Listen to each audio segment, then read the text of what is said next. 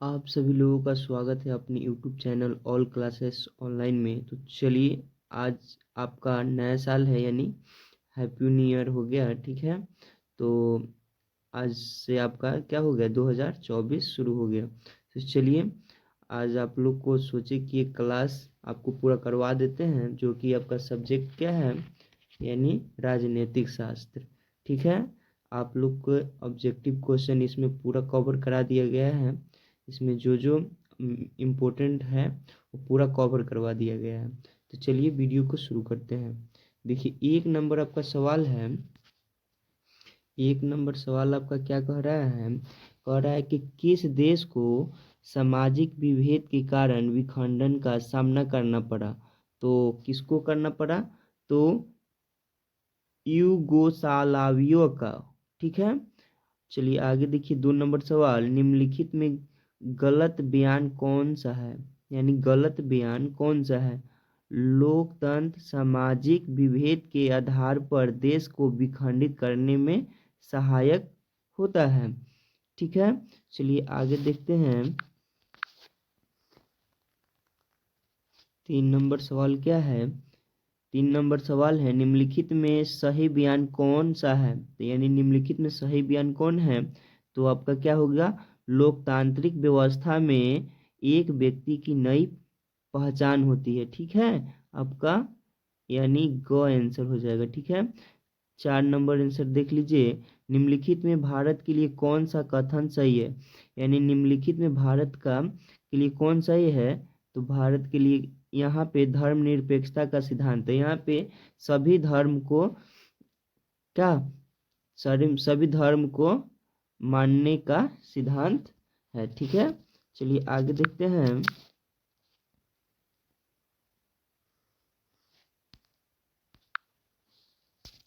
देखिए, ये 5वां नंबर क्वेश्चन क्या कह रहा है आपका, यानी इसमें कह रहा है रंग भेद की नीति के विरुद्ध आवाज उठाने वाला व्यक्ति कौन थे। यानी रंग भेद की नीति के विरोध में आवाज उठाने वाला व्यक्ति का क्या नाम है, मार्टिन लूथर किंग। कौन थे, मार्टिन लूथर किंग थे। चलिए आगे देखते हैं।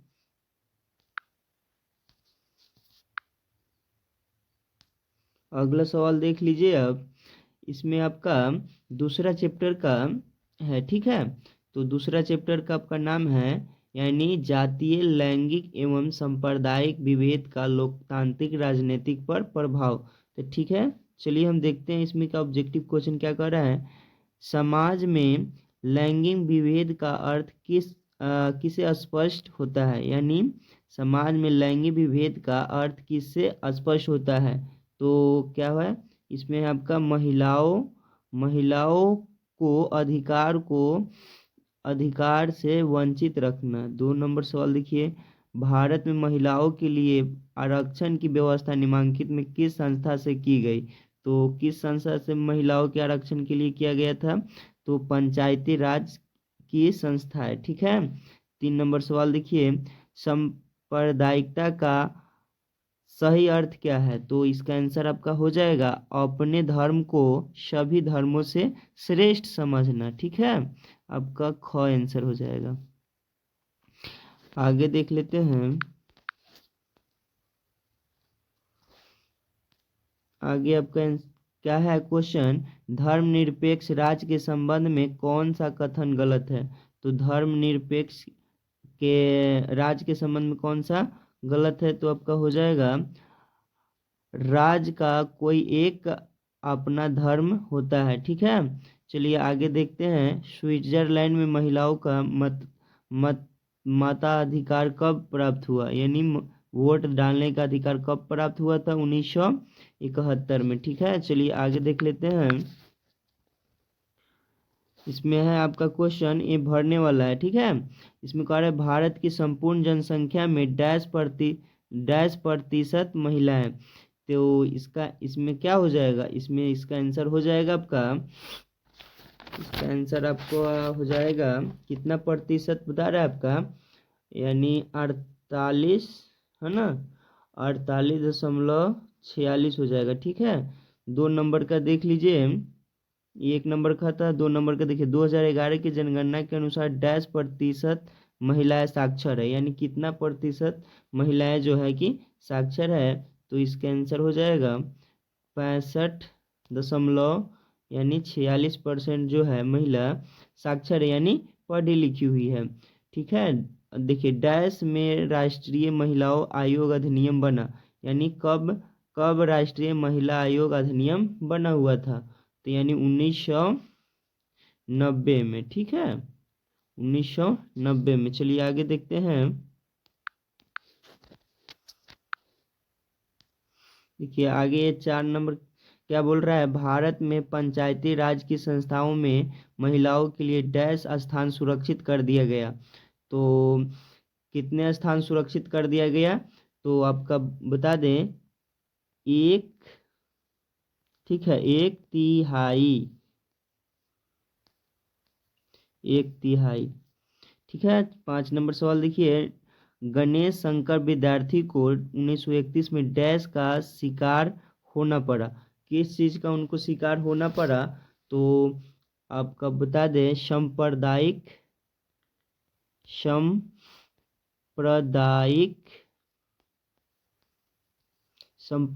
दंगा। ठीक है, सांप्रदायिक दंगा के कारण। ठीक, चलिए आगे देख लेते हैं। आगे आपका हो जाएगा, 1 मिनट रुक जाइएगा, इसमें आपका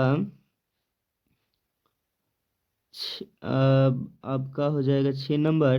देखिए, आपने धार्मिक हितों के लिए डैश का बलिदान कर देने की सांप्रदायिकता है, तो आपका आंसर हो जाएगा राष्ट्र हित। क्या हो जाएगा, राष्ट्र हित हो जाएगा। ठीक है, आगे देखिए 7 नंबर सवाल है, डैश में बांग्लादेश का उदय हुआ, यानी बांग्लादेश यानी कब बना हुआ था ना, तो 1971 हो जाएगा आंसर। ठीक है, चलिए आगे देखते हैं। अगला चैप्टर है, अगला चैप्टर का क्वेश्चन क्या बोल रहा है, सत्ता में भागीदारी का सर्वोत्तम प्रणाली कहाँ विकसित की गई, तो आपका कहाँ, बेल्जियम में। कहाँ पे क्या गया था, बेल्जियम में। ठीक है, अगला क्वेश्चन देख लीजिए, सत्ता में भागीदारी की आवश्यकता कहाँ पड़ती है, तो सत्ता में भागीदारी की आवश्यकता कहाँ पड़ती है, तो इसमें हो जाएगा इनमें सभी, यानी कि क्षेत्र, भाषा और जाति के आधार पर बांटे समाज में। ठीक है, क्षेत्रीय विभाजन वाले बड़े राज्य में, प्रत्येक लोकतांत्रिक राज्य में, और इनमें से सभी हो जाएगा। ठीक है, 3 नंबर सवाल देखिए, बेल्जियम के शहर के स्कूलों में फ्रेंच बोलने पर रोक लगा दी, यानी फ्रेंच भाषा बोलने पर रोक लगा दिया मर्स्ट्रेम ने। ठीक है, 4 नंबर सवाल देखिए, सत्ता में भागीदारी का सही लाभ क्या क्या है, यानी सत्ता में भागीदारी का सही लाभ क्या है आपका, तो इसका आंसर हो जाएगा विभिन्न समुदायों के बीच टकराव में कमी। ठीक है, आगे देखिए 5 नंबर सवाल, क्या बोल रहा है, बेल्जियम में सत्ता में भागीदारी के संदर्भ में कौन सही है ना, क्या है, कौन सा कथन है, तो इसमें हो जाएगा आपका आंसर ग। ठीक है, तो संघीय शासन संघीय शासन व्यवस्था अपनाकर देश को भाषा के आधार पर क्या करने के, टटने के से बचाव के लिए। ठीक है, चलिए आगे देखते हैं।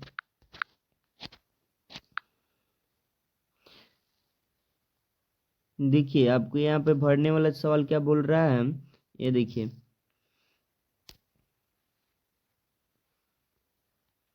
सरकार के तीनों अंगों कार्यालय, कार्यपालिका डैश एवं न्यायपालिका के बीच सत्ता का विभाजन किया जाता है, तो इसका आंसर आपका हो जाएगा, क्या हो जाएगा इसका, विधायिका। ये सब कौन करता है आपका, विधायिका, विधायिका हो जाएगा। ठीक है, 2 नंबर देख लीजिए, सत्ता में भागीदारी के माध्यम से डैश सरकार को अपनी सहमति देती है, तो कौन देती है, तो जनता देती है। ठीक है, जनता देती है। ठीक, 3 नंबर देखिए, बेल्जियम डैश का एक छोटा सा लोकतांत्रिक राज्य है, तो क्या है, यूरोप हो जाएगा। क्या, इसका आंसर हो जाएगा आपका यूरोप।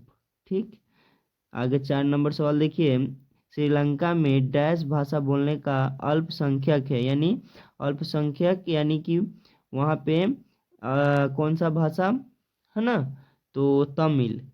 किस चीज का? तमिल भाषा, है ना। श्रीलंका में कौन सा भाषा बोली जा रही है? तमिल। आगे देख लीजिए 5 नंबर, यूरोपीय संघ का मुख्यालय कहाँ है? यूरोपीय संघ का मुख्यालय कहाँ है? तो आपका विल ब्रूस ब्रुसेल ब्रुसेल्स है, ठीक है। आगे 6 नंबर सवाल देख लीजिए, भारतीय संविधान में सत्ता के विभाजन के उद्देश्य से डैश सूचियों का प्रावधान है? तो आपका हो जाएगा इसमें 3 हो जाएगा, ठीक। आगे देख लीजिए 7 नंबर सवाल क्या कह रहा है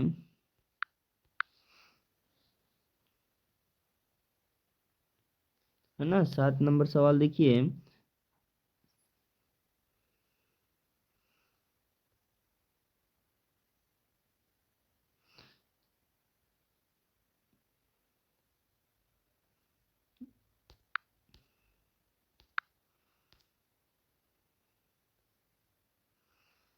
देखिए आपका 7 नंबर है, इसमें बोल रहा है कि विभिन्न पेशों और व्यापार से जुड़े लोग अपने हितों की पूर्ति के लिए डैश का गठन करते हैं। तो हित समूह का, कौन चीज का? हित, है ना। हित समूह का गठन करते हैं, समूह, हित समूह का गठन करते हैं, ठीक है। चलिए आगे देखते हैं। अगला क्वेश्चन है आपका, किस देश में संगठनात्मक शासन व्यवस्था नहीं है? तो आपका फ्रांस में नहीं है। आगे देख लीजिए, भारत संविधान केंद्र राज्य अधिकारों के संबंध में कितनी सूचियां है? तो आपका 3 हो जाएगा, ठीक है। 3 नंबर सवाल देखिए, स्वतंत्रता प्राप्ति के बाद भारत में देशी राज्यों की संख्या कितनी है? 565। कितना? 565 है। चलिए आगे देखिए, 4 नंबर सवाल है, राज्य पुनर्गठन आयोग की स्थापना किस वर्ष हुई? 1953 में हुआ था। देखिए आगे 5 नंबर, झारखंड राज्य का गठन कब हुआ? 15 नवंबर 2000 को झारखंड राज्य का गठन हुआ था, यानी स्थापना हुआ था। ये देख लीजिए 6 नंबर सवाल, संघीय सरकार की सही विशेषता क्या है? तो इसका आंसर हो जाएगा आपका, इसका आंसर है आपका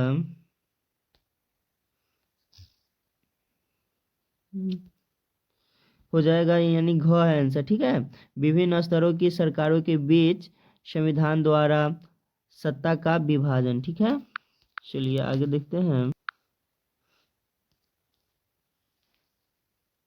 7 नंबर सवाल है, इनमें गलत बयान कौन सा है? इसमें गलत बयान जो है आपका हो जाएगा, स्थानीय सरकार भारत की संघीय शासन व्यवस्था में बाधक है, ठीक है। 8 नंबर सवाल देखिए, भारत की भाषा नीति का क्या क्या लाभ है? ठीक है, तो इसका आंसर हो जाएगा आपका राष्ट्रीय एकता मजबूत, ठीक। चलिए आगे देखते हैं। आगे आपका है, देखिए यहाँ पे 1 नंबर अब सवाल क्या बोल रहा है, संघीय शासन व्यवस्था में डैश सरकार होती है, यानी कौन सरकार होती है? तो दोहरी होती है, दोहरी, ठीक है, दोहरी सरकार। अब आगे देखिए 2 नंबर, भारत को डैश का संघ जाता है? तो राज्यों को, किसको संघ कहा जाता है? तो राज्यों को कहा जाता है, ठीक है। चलिए आगे देख लीजिए 3 नंबर देखिए, भारतीय संविधान में अधिकारों की 3 सूचियां है, संघ सूची, राज सूची और डैश, यानी आगे आपका एक कौन सा सूची है ना? तो एक हो जाएगा आपका सम समवर्ती समवर्ती सूची, ठीक है। चलिए आगे देखते हैं आपका 5 नंबर, यानी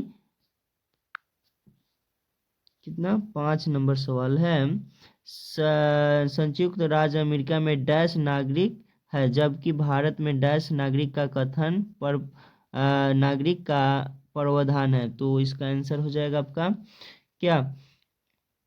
इसका आंसर आपका हो जाएगा दोहरी एकहरी, यानी इसमें फर्स्ट में आपका हो जाएगा दोहरी, ठीक है, दोहरी, और दूसरा में क्या भराएगा आपका? एकहरी, एक हरी। ठीक है, चलिए आगे देखते हैं। आगे देखिए, आगे आपका है 6 नंबर सवाल, क्या बोल रहा है, उत्तरांचल का नाम कब डैश हो गया, यानी उत्तरांचल का नाम कब डैश हो गया, यानी उसका नाम दूसरा क्या बदल कर रख दिया गया, तो उत्तरा, क्या उत्तराखंड। ठीक है, 7 नंबर सवाल देख लीजिए, भारत में डैश डैश राज्य और डैश केंद्र शासित प्रदेश है, तो इसका आंसर हो जाएगा फर्स्ट में हो जाएगा आपका 28 भरना है और लास्ट में 7। ठीक है, चलिए आगे, अभी तो आपका केंद्र शासित प्रदेश है कितने, 8 हो गए हैं। ठीक है, चलिए आगे देखते हैं।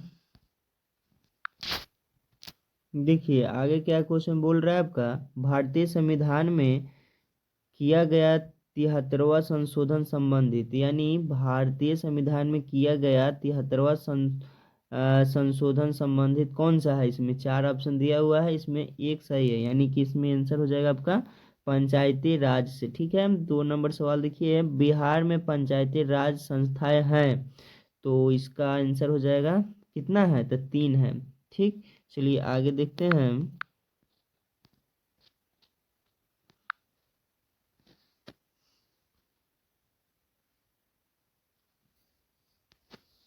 देखिए 3 नंबर क्या बोल रहा है, स्थानीय स्वशासन की प्रणाली संस्थाएं कौन है, तो इसका आंसर हो जाएगा आपका जिला परिषद। 4 नंबर सवाल देखिए, पंचायत समिति का प्रधान कौन होता है, यानी पंचायत समिति का प्रधान होता है, प्रमुख को बोलते हैं पंचायत समिति का प्रधान बोलते हैं। ठीक है, चलिए आगे देखते हैं।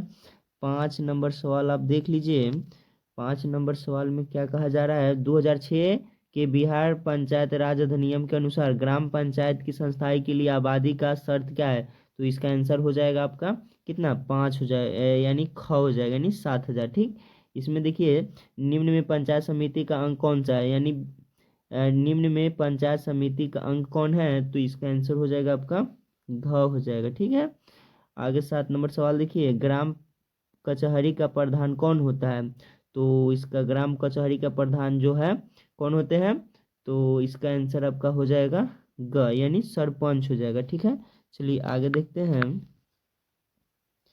देखिए भरने वाला कुछ सवाल है, इसमें देखिए डैश ग्राम पंचायत का प्रधान होता है, डैश जो होता है ग्राम पंचायत का प्रधान होता है, किसको बोलते हैं, मुखिया, किसको बोलते हैं, मुखिया को। आगे 6 नंबर सवाल देखिए, ग्राम पंचायत का कार्यकाल डैश वर्ष होता है, कितने वर्ष का होता है, तो आप लोग जानते होइएगा 5 वर्ष का होता है। ठीक है, चलिए आगे देखते हैं। आगे आपका है 3 नंबर सवाल ना, ग्राम पंचायत के प्रमुख का निर्वाचन ग्राम पंचायत के डैश द्वारा होता है, किसके द्वारा होता है, तो इस मतदाताओं के द्वारा, किनके द्वारा, मतदाताओं। ठीक, मतदाताओं के द्वारा होता है। ठीक है, 4 नंबर सवाल देखिए, 4 नंबर सवाल है, ग्राम कचहरी का कार्यकाल, यानी ग्राम कचहरी का कार्यकाल कितने वर्ष का होता है, ये भी 5 वर्ष का होता है। ठीक है, चलिए आगे देखते हैं।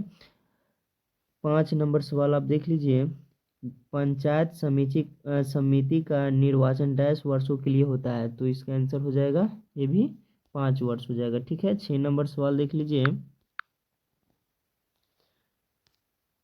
6 नंबर सवाल क्या कर रहा है, जिला परिषद का कार्यकाल, यानी जिला परिषद का कार्यकाल कितने वर्ष का होता है, इनका भी 5 वर्ष का होता है। चलिए आगे देखते हैं।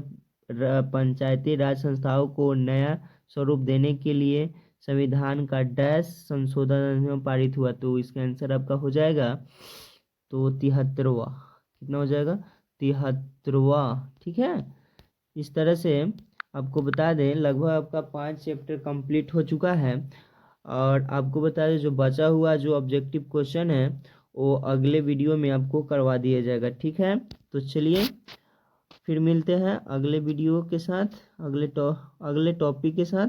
ठीक है।